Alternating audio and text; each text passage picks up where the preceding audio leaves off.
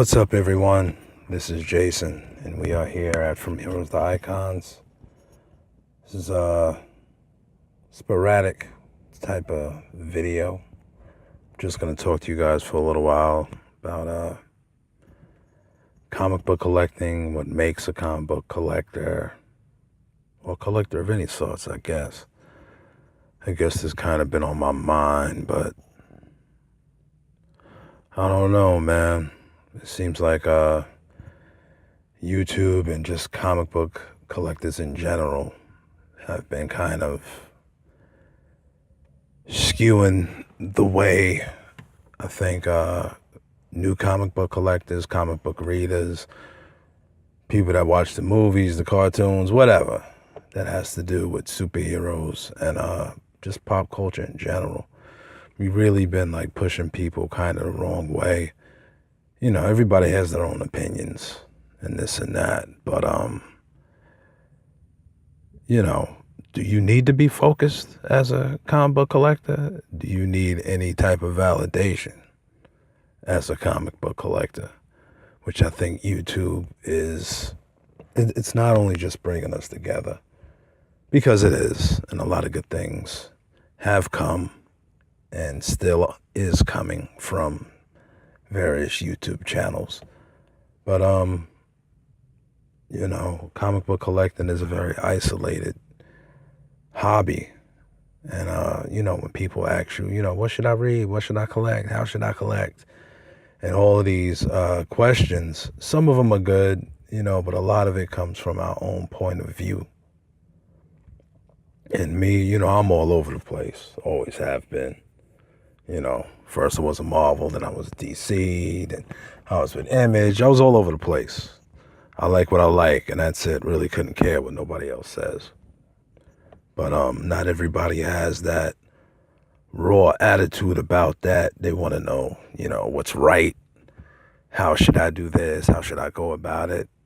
And like I said, ain't nothing wrong with that, but you have to understand that whatever you collect, however you collect it, however you treat it, it really doesn't matter. And I say that because as for so many other things in our life, our education, our jobs, where we live, who we marry, it should only matter to us. And if you're trying to fit in, if you're trying to make a name for yourself, if you're trying to kind of buddy up, and you're never really going to be satisfied with what you spend your money on. And me personally, it's like, it's almost becoming like a contest of champions with who can be the best collector, the coolest collector, and all of this other stuff.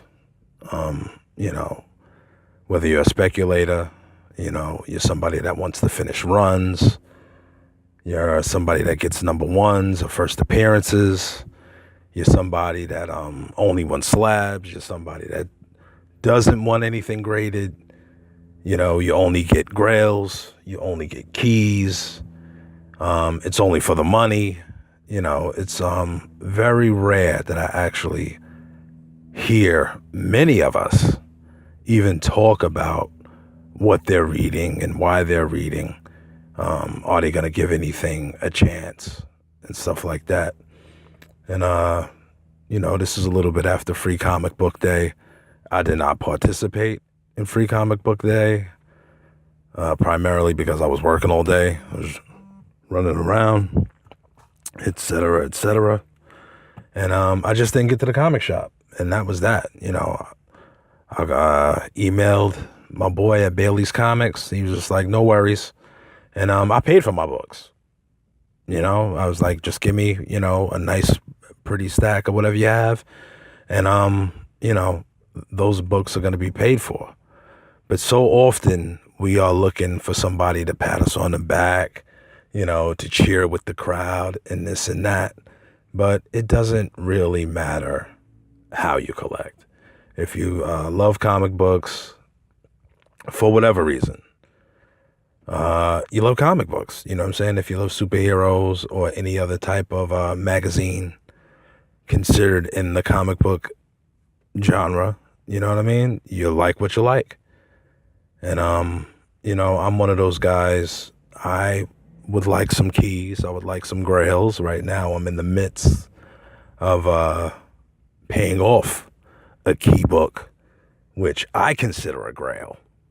But, I don't know about all of that good stuff. I just know I love comic books. But I'm also someone that goes to the comic book store on a weekly basis. I buy comic books on eBay. I buy comic books online.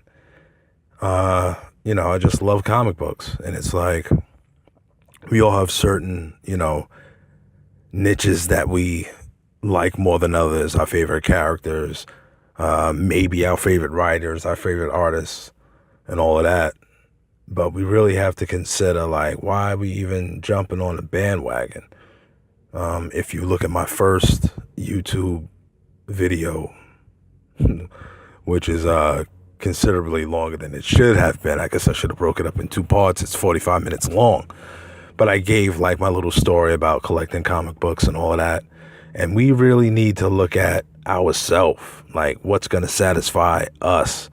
If buying only Spider-Man books makes you happy, then that's what you do. If only Batman books makes you happy, then that's what you do. You know what I'm saying? There's so many books to speculate on. There's so many things that are hot, so much going on in television and film and Hollywood and all of that, that you are just running around just grabbing stuff because, the majority of us, we either have it and totally forgot about it, or we had it and we sold it already, or you never bought it and you're like, oh, I don't even know who this character is. And you just buy it just because there's like 5 YouTube videos on it and all of these guys are like talking about it and stuff like that. And I'm like, if you don't have like no super contract, fast track thing going on with CGC, there's no need for you to even buy the book because you're going to buy it. You're not going to read it. You're not really going to treat it right. You're going to get it, have it pressed, clean, graded. And by the time you get it back, the book is either not hot no more. Everybody that wanted it bought it already, or whatever the case. So all in all, regardless of what reason you are collecting or what type of collector you are, and as I said before, it don't matter what type of collector you are. You know what I mean? There's low grade is better than no grade. I only collect high grade. I only want 9/8 white pages. Only collect medium grades. I only need reader copies. Whatever it is. I myself, I tried the low grade thing, and I think it was the first battle of Ra's al Ghul and Batman, and it was toe up. And I was unsatisfied with that book. And I'm going to get another one. I got it for cheap. But, it's like, all of the hunting thing and stuff like that. I just don't have the stamina to hunt, to ride around Long Island to various different comic book stores looking for this and that. I don't have the time nor the stamina for that. So when people be like, oh, you got to hunt, and you're like following these people and it's not your cup of tea, you kind of dig a hole for yourself. And I'm not going to dig a hole for self. I'm going to do me. I got tons of comic books that aren't worth a penny. I got comic books that are in foreign languages that I cannot read. I got them because I wanted them. The storyline seemed like it was fire. I like the characters. I love the artwork, and they're mine. I have my first ever CGC submission coming in this week, and I'll be making a video about that. And I really didn't understand the whole grading thing and all of that. But if you want to flip books, it's great. If you just want to keep your books, because to me, having a slab is almost like having a trophy, especially if it has a really exceptional looking cover or anything like that, or if it's signed, stuff like that, even though CGC doesn't, do signature verification. But there's other people that do that. And for whatever reason you're collecting, it don't matter if you collect video games, you collect artwork, covers, posters, trading cards, action figures, statues, various memorabilia from comic book films and such. It doesn't matter. You know what I mean? It's your stuff. You're spending your money on it. You're taking your time to show everybody on YouTube or on Instagram the things that you love. And the fact of the matter is that we, as collectors, as nerdy and geeky as we can be, and we should not look for validation from anyone. We should not be, there are, the cool kids on YouTube, and we all follow them. You know what I mean? They got hundreds of thousands of followers and this and that. We all follow them, and they're great to listen to and to watch their videos and to participate in everything that they've done for the comic book community. But as a healthy collector, and one, when you walk into your collecting space, whether it be your comic book room, your den, if it's in the attic, and your stuff is in storage, if it's in the basement, wherever it is, when you walk into your collecting space and you look at it, it should be something that you're proud of, something that you're happy with, that you can go in there. I'm in a process of actually creating my comic book room, and I'm organizing my books and pulling out books that I'm just going to purge and sell. And I'm looking at different graded books now because, one, it'd be nice to have certain books graded. And, you look at some of the old school stuff, it's a piece of history and you want it. Beautiful piece of artwork and the storyline and this and that. And it's just great. Like when my kids walk in the room and they'll be like, "Oh, Dad, it's great. Look at your little comic book organization." My little 6-year-old, he comes in and he's like, "Great comic organization, Dad." And and that just makes me feel fantastic. My youngest daughter comes in there and she's helping me separate the books, and I'm showing her stuff, and we're talking about the different superheroes and stuff. And I'll pull out something and I'll be like, "Oh, you're not old enough to read that yet, but it's a good read, soon enough," or whatever. And I'll like pull out some manga out of nowhere and show it to them, and just really cool stuff like that.